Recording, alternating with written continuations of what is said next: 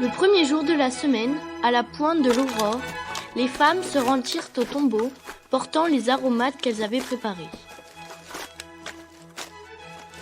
Elles trouvèrent la pierre roulée sur le côté du tombeau. Elles entrèrent, mais ne trouvèrent pas le corps du Seigneur Jésus. Alors qu'elles étaient désemparées, voici que 2 hommes se tinrent devant elles en habits éblouissants. Saisies de crainte, elles gardaient leur visage incliné vers le sol.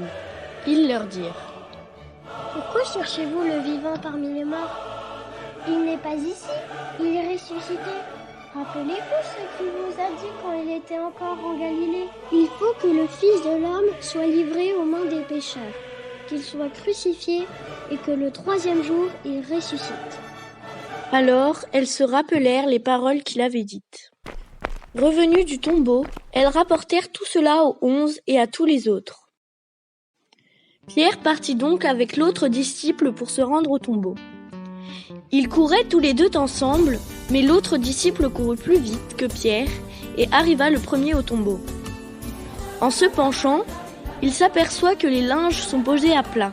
Cependant, il n'entre pas. Simon-Pierre, qui le suivait, arrive à son tour. Il entre dans le tombeau, il aperçoit les linges posés à plat, ainsi que le suaire qui avait entouré la tête de Jésus, non pas posé avec les linges, mais roulé à part à sa place. C'est alors qu'entra l'autre disciple, lui qui était arrivé le premier au tombeau. Il vit et il crut.